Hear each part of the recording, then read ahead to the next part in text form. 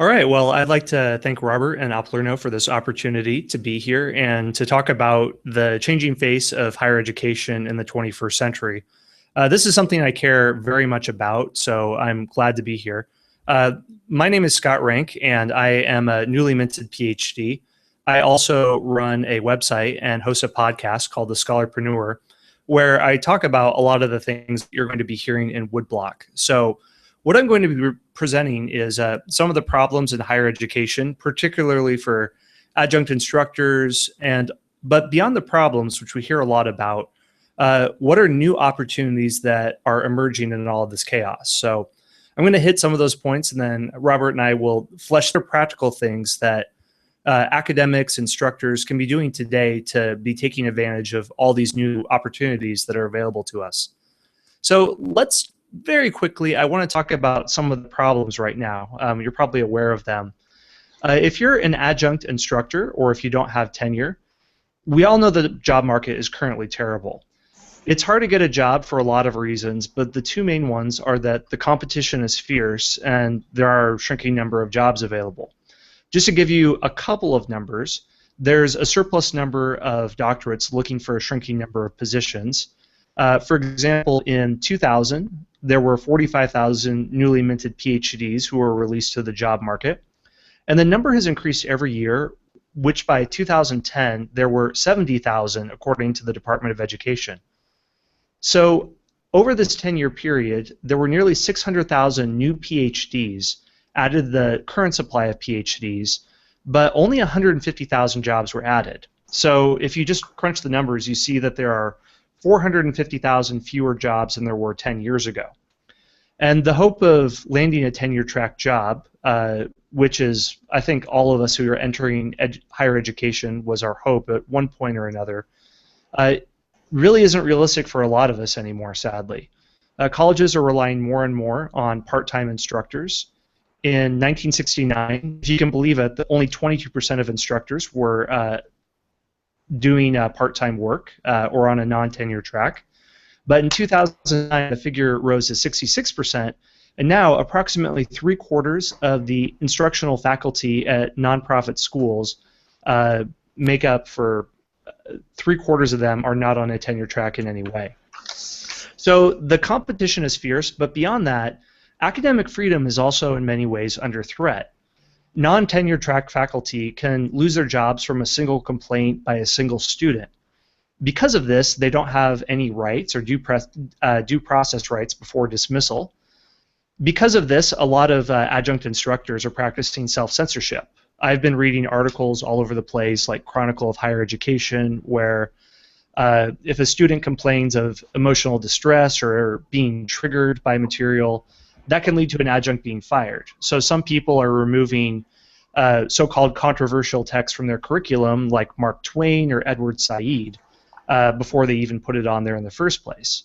One example of this recently, in February, Northwestern film professor Laura Kipnis criticized campus codes that prevented relationships between professors and students. She wrote a column in the Chronicle of Higher Education that led her to becoming the subject of an investigation due to a graduate student complaint that she violated Title IX. Title IX is the federal law that prohibits sex discrimination in higher ed. But the irony of this episode is that the complaint came against her remarks that Title IX was being interpreted so broadly that even remarks perceived as insensitive to rape was a chargeable offense. So the complaint against her criticism of Title IX was filed under Title IX, and she wasn't allowed to have an attorney present with her during her interview with investigators.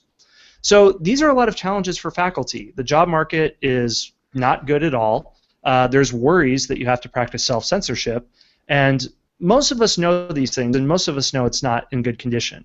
So I want to talk about alternatives that people like Robert and Oplerno and other people as well are doing in order to be able to succeed when it doesn't seem like there's a lot of clear paths going forward. So there's a lot of ways for adjuncts to work in non-traditional ways, one of which is the alt-ac approach, or alternative academic. This means working a non-teaching or non-research position at a university. You might work in academic affairs, student affairs, or grant writing offices, or you might work at outside of a university and be at a library or be a digital humanities specialist at a museum, for example. There's all sorts of blogs and articles about alt-ac, and there's a growing number of literature about how to pursue this. Another model is post-ac, or post-academic, where some people decide to completely swear off higher education and think, I'm going to take my PhD skills and try to use them to go into the corporate world or become a writer. So if on your academic CV it says that you organize conferences, you translate that into, I did leadership training, and try to make that experience commensurate with something that could be in a corporate job. So I want to talk about a third model, and this is something that I've tried to do with Scholarpreneur. I call it, people call it different things. I've heard one person call it the Adjunctpreneur model. I call it Scholarpreneur, the portmanteau of scholar and entrepreneur. And what it means essentially is that you are an academic who controls your own academic career. You're not tethered to an institution as your means of identity. So you don't have to filter all of your scholarship and all of your knowledge and all your teaching through a university, but you control the means of your academic production. In an old system, your academic production is controlled by a university, and they control your academic avatar. But in this new system, you may be able to publish your knowledge at multiple outlets. Maybe you teach at one or two institutions, maybe you have a course on Oplerno, maybe you publish on Amazon, maybe you have another course on Udemy. So you have different outlets, but your total academic identity is under your control. It's the idea that knowledge can be taken to different venues, whether to a university or even to the open market, so that academics can profit in ways that would be unimaginable as an adjunct instructor, where some people are earning $20,000 a year to teach 5 or 6 courses, and there's people who have to supplement that by being a night clerk at a hotel or a janitor or anything like that. So here's why I think that there are so many possibilities for academics. And here's why I don't think it makes any sense that academics and adjuncts are paid so poorly and it's so hard for them to get jobs. If you consider the skills that an academic has, they possess multiple skills, and each one of them are skills that somebody would gladly pay for their professional services. I mean, what are some things that an academic can do? They can be a writer, they can be an editor, they can be a dissertation coach, a proofreader, they can be a teacher, they can be a team leader, a fundraiser, a public speaker, a researcher. They have a lot of different skills and abilities, and there are people who make full-time careers out of each one of these skills. So the question is, how can we unbundle these skills? How can we unpackage the skills of an academic and jailbreak their particular skills from inside the walls of a university so they can be compensated according to what I think they deserve? Because there's a lot of talents and abilities in one person if they can do all of those different things. So the truth is, you can monetize your skills, and there are people out there who will pay for them if these skills are useful. And all these things I have listed, these are business opportunities that other people have monetized. So anytime you have a skill that other people want is an opportunity. I want to give a couple of examples of people who've done this exact same thing and have really gone on to do quite well for themselves by understanding that if their skills don't have to be placed in a university system but can operate alongside of it or even outside of it, there's a lot of possibilities. One example is someone I spoke with recently, Margie Thomas Horton, who is the founder of Scholarshape.com. She finished a PhD in English literature at Baylor in 2012, and even though she was named one of the outstanding professors of the year in 2011 and she published peer-reviewed research, she faced what many of us face of a bleak academic hiring market. 5 weeks after her dissertation, she gave birth, so she literally had her hands full and wasn't capable of entering the job market at that point. So taking care of her child was beyond a full-time job, and every day the prospects of a tenure-track job seemed to drift further and further away.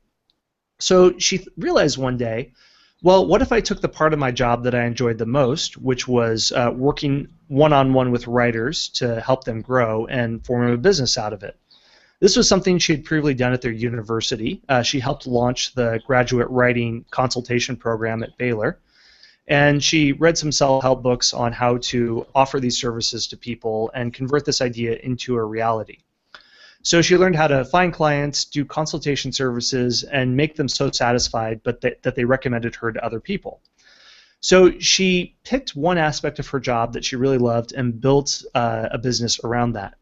So her company, Scholarshape, offers editorial support, coaching, and consultation to academics across disciplines, and it helps them compete high-stakes writing projects like dissertations, grant writing projects, and theses as well. Another example that you might have heard of is Karen Kelsky, who runs The Professor's Inn. She is a former professor of anthropology at the University of Illinois at Urbana-Champaign. She left her tenure track position in 2010 and now runs The Professor's Inn, which is a consultation service to help academics enter the higher education job market. So that's interesting because everyone strives for tenure, and she actually left a tenure track position. She wanted to do this because she wanted to offer mentoring services to graduate students because she believed professors were neglecting this. So this is a job that exists as part of what a professor does, helping graduate students, and she just zeroed in on that one thing and does it outside of her old academic job and her old tenure track position. Through her services that she offers on her website, The Professor's Inn, she began to offer training for graduate students about to enter the job market, giving them mentoring that they weren't receiving from their advisors. And she now makes, for her salary, approximately 3 times as much as she did as a tenure-track instructor, which, I mean, think about that for a moment. That's quite surprising. An endowed faculty chair would barely make that much. Other examples of people who are thinking creatively about applying their academic knowledge, one example is Kenny Mencher, who is a tenure professor in art history. As far as I've seen, he's one of the most successful professors on Udemy, which is a website where you can upload courses, and it's a marketplace where people pay for them. His course, Art History, Renaissance to the 20th Century, he charges $25 for the course and has approximately 2,000 students, which is more than 10 times the amount of students that you could pack into a large hall or into a large introductory course. Another example is of people who are doing creative things is self-publishing. This is something that until a few years ago was not very respectable, because if you were a tinfoil hat wearing conspiracy theorist and weren't too respectable, then you basically had to go there. But in the last few years, Amazon has been opening up self-publishing to authors, and it's become such a successful model that some people are actually foregoing traditional publishing to do this, mostly because the royalty rate is 70% for authors, which is almost 10 times higher than the royalty rate for a traditional publisher. Andrew Hartley is a Shakespeare scholar at the University of North Carolina, and he's had tremendous success on Amazon by self-publishing a novelization of Macbeth, writing it into a Game of Thrones style, and now he's adapting it for audio and working on Hamlet. So the fundamental thing I'm getting at is that professors, I think, can really succeed when they own their knowledge and can transmit it to people without having to go only through a university system. So, for example, if you were to do a course on Oplerno, it's more of a platform than a university, and because you control your means of academic production, what you can get paid per course is significantly higher, because the amount of money that costs to run that system is much less than a university. If you think of all the amenities of a university, of rock climbing walls and 5-star student dining services, that comes out of student tuition, which it doesn't go to you. So this is why adjuncts don't get paid very much. And just to kind of break down how this process works and how we're really getting so underpaid, let me just give you a little back of the napkin analysis. A scholar who's working at a university is essentially selling their knowledge for a wage. And the university, I don't know, I guess, quote, Marxist economics, is owning the means of production. They own the classrooms, student enrollment, and they funnel all the students to the professor. But somebody who works independently, maybe they own the courses or maybe they own the knowledge, they can sell their knowledge directly to students and keep the majority of the profits. So, for example, let's say that you're Socrates and you're teaching your students at the Agora. You charge each of your students to take your intro to philosophy lesson $2,700 each, which that's the average cost of an average US student that pays for a semester-long course. Socrates didn't charge money, but let's just use that as an example. And let's say that Socrates attracts 50 students, which is typical for a seminar in a university. If the Agora were a free public forum and he didn't have to pay any money to the city of Athens to host these students, then he would come away with $135,000. But no professor ever earns $135,000 for a course. Really, if you're a tenured instructor, you get about $12,000 for a course based on your salary. If you're an adjunct instructor, you get more like $2,000, which, if you think about it, for 50 students, that's not very much money per student that's going to the professor. So that money is vacuumed up by gleaming student centers and millionaire football coaches and all these other extraordinary costs, and the vice dean of student enrollment that gets $400,000 a year. Administrators, that's a thorn in my side majorly. But anyway, there's a lot of money that just isn't going to where it should be in a university. So our hypothetical Socrates, let's say he was zapped into the 21st century and he taught on a platform like Udemy or Oplerno, where you get more like 80% of your take-home earnings. He's still walking away with over $100,000, which isn't that bad if you can get all those students for one course. So these are the innovations that are coming to adjuncts. It's, in one sense, we're in a difficult time in history because the higher education model that was built up and worked really well throughout the 20th century, where if you were reasonably intelligent and you got a PhD, you could mostly expect to get a job. Due to a whole myriad of market forces and the growth of higher education and the way I think it hasn't, how it's really mistreated academics, those days I think are for the most part gone.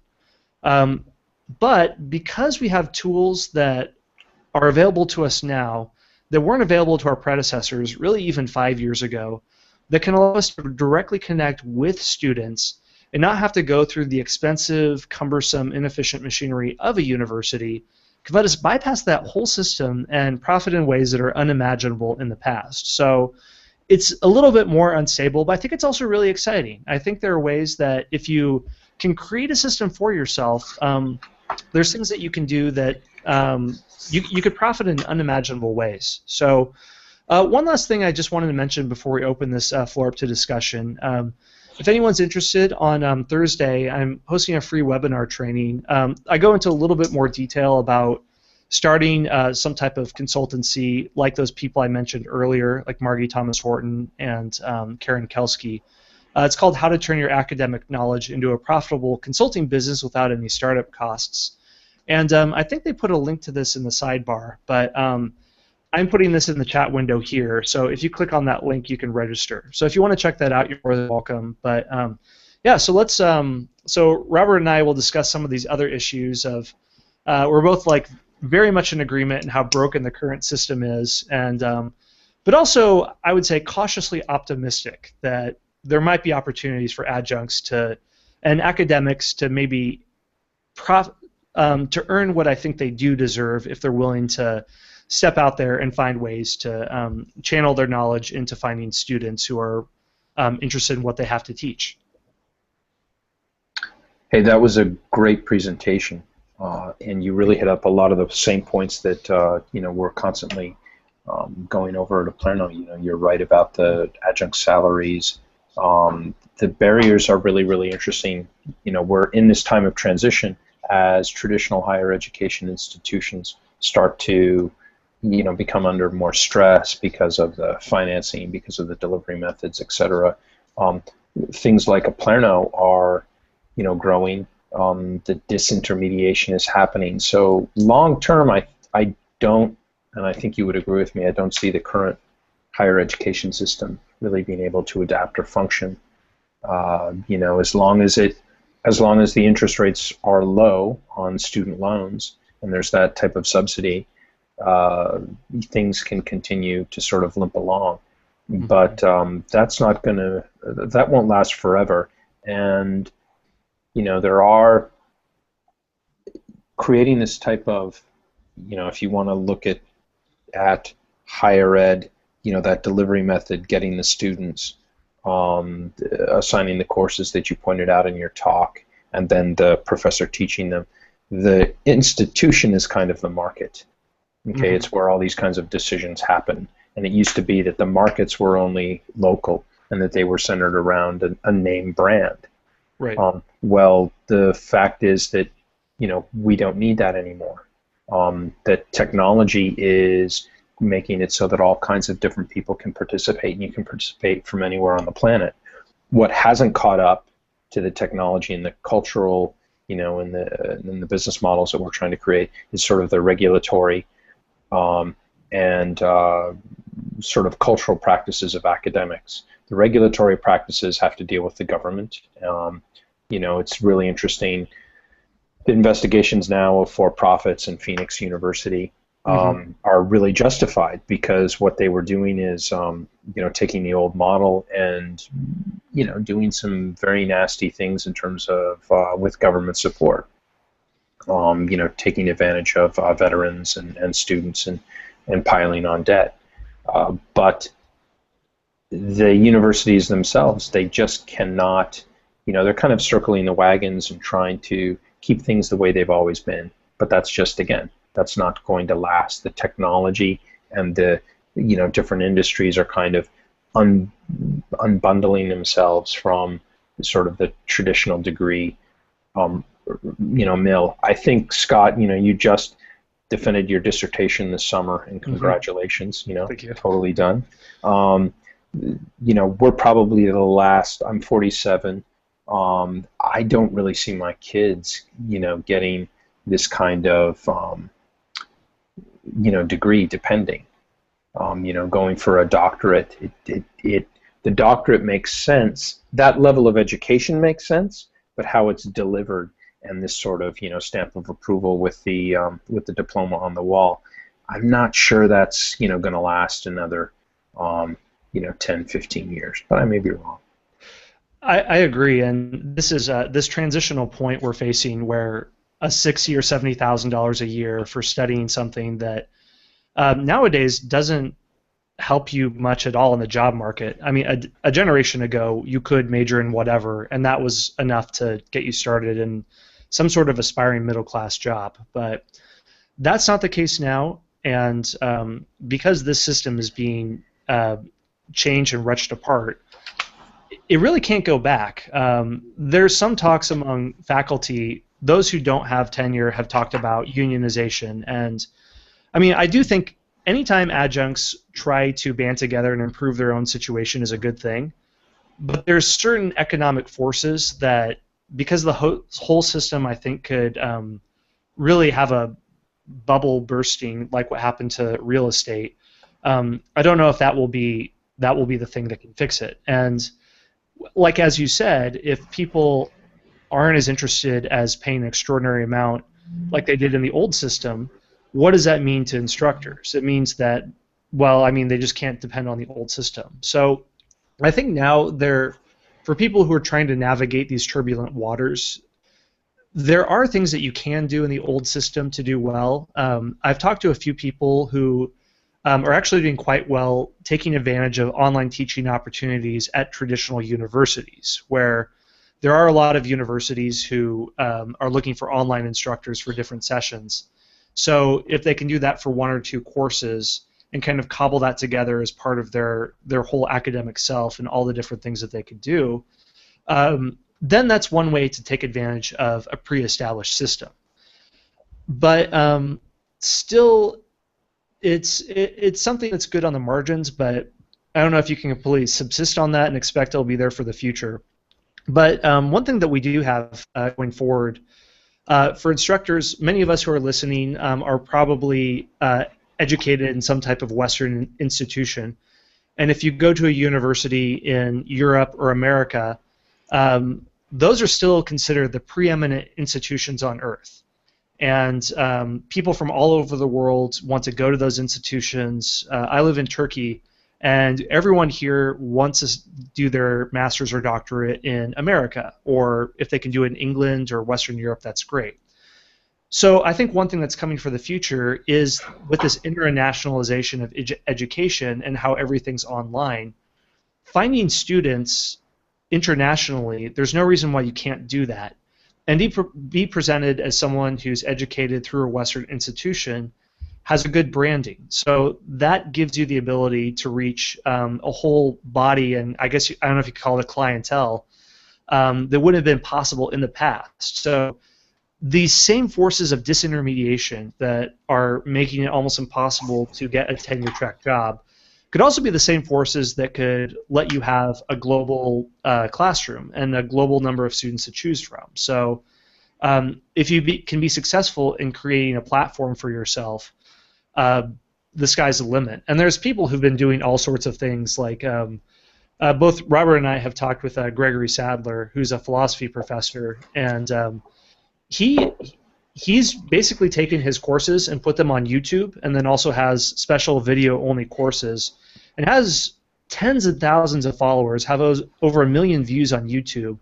So someone like that who has an online presence and online following is really in a position of flexibility to be able to sign up for a platform and be able to teach on it, and to be able to pull in people who have liked what he's produced in the past, whether they're in America, whether they're in Asia, or it doesn't matter. So, he is.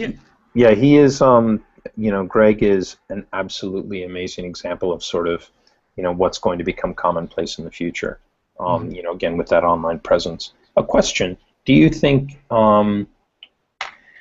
since there are a totally different set of skills with a scholarpreneur than there is with a traditional academic, do you think that's going to change who becomes involved in the academy? What are we going to do with all of those highly educated specialists, who, when I'm interacting with faculty, some of them say, well, when are you going to assign me students? The conception that they would even go out and talk to people, knowing how to create a Twitter feed, knowing how to, create, to deal in social media. There seems to be a very big gap between the skills that were valued 20 years ago and the skills that are valued now. I mean, you still need to be a good scholar, you still need to be able to write and do research, but what do you see as sort of that gap, and can, what's the percentage of people who you think are going to be able to make that transition? I think that there is a lot of room for people who can make that transition, because the need for education hasn't changed, and it's still a multi-billion-dollar industry. Online education, I think it was worth north of $100 billion last year in all of its various forms, from university instruction all the way out to somebody privately creating a Udemy course. So there is an interest, there is possibility, but for academics to take advantage of it, it will require a little bit of skill, a little bit of mindset changing. I think for a lot of academics, they would think, for me to have to put myself out there and to do, God forbid, marketing, would be sort of to lower and prostitute themselves, and that they're some pushy car salesman trying to shove a pre-owned Acura Legend on somebody. So there's that negative concept, but in terms of technical skills, there's people who are stepping in digital humanities, and so there are people who are taking upon themselves to learn these things, and many of these platforms where you can succeed upon, like Twitter, require very little technical finesse. And when we mentioned Gregory Sadler, he's not doing anything terribly difficult. I mean, when I talked to him on my podcast, he had a camera that he fired up, pointed at him. I think someone from the university helped it get set up, and that was it. I mean, it wasn't anything harder than that.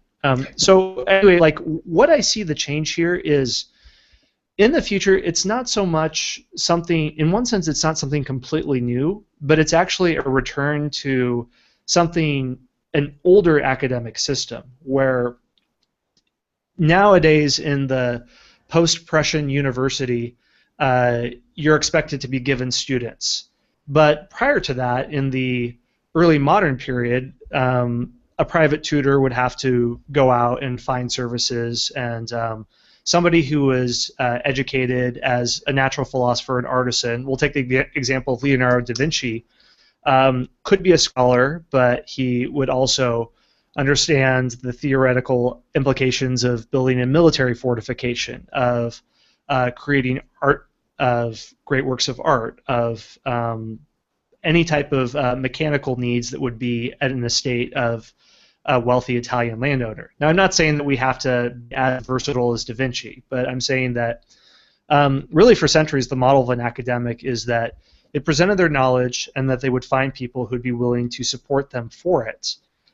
We have extraordinarily powerful tools that make it infinitely easier now to do it than it'd be centuries earlier. So, like you said with the Oplerno platform, if people come to it and expect, okay, give me students, and you'd say, well, that's not what it is. It's a platform, but it's not as hard as you think. I mean, if you have a network, you can contact them, make the point that, okay, if you take my course, this will probably cost you 1/4 or even 1/10 as much as it would be at a university, or something like Ivy League would be 1/20th. I don't know. So you save a lot of money. I earn a lot of money.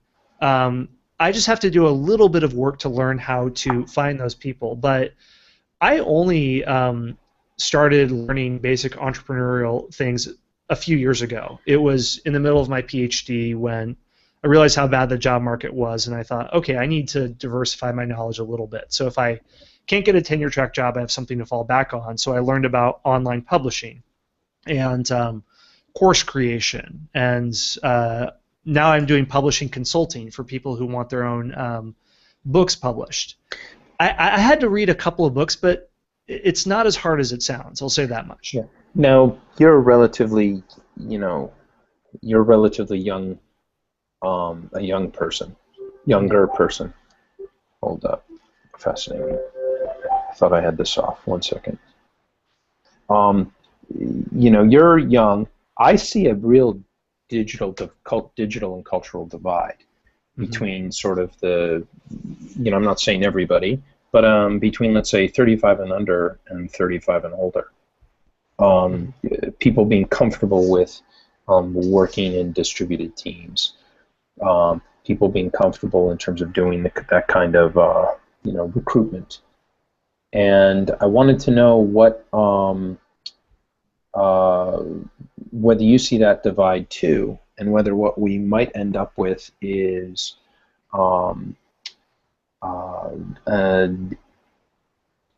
an academic divide where we've got a large number of professors who can't make the transition to this new system and are sort of left out. Right. That's a very good question, and I think that this is a thing where, although it sounds like what I'm advocating for is radical individualism, I'm not saying that. I mean, I think that working together to supplement each other's needs is very important in the future. And this is something I think is an opportunity of young and old faculty, rather than like the young trying to see the olds like disappear like Logan's Run, where when they're 30, like the armband thing goes off and they're sentenced to death.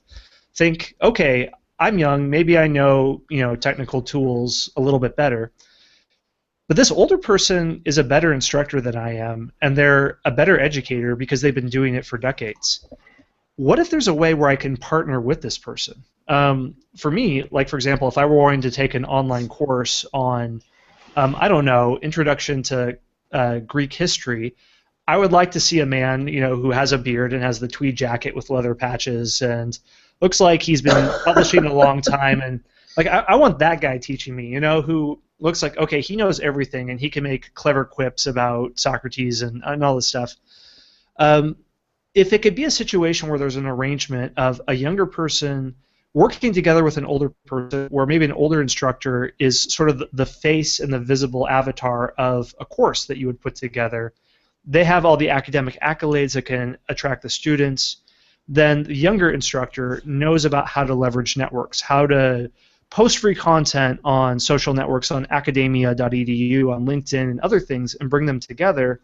And maybe there's a royalty split model. I mean, one project I'm starting to work on is an online education project in Turkey by actually a team of instructors who've worked for a few decades, but they don't really understand online tools on how to leverage this. So I'm helping them with the platform, and then we're trying to figure out how to kind of split up the revenue. But there's a lot of models online that are following this royalty split model. I mean, just one other example is when I did online publishing, there's a lot of potential for publishing ebooks in foreign markets.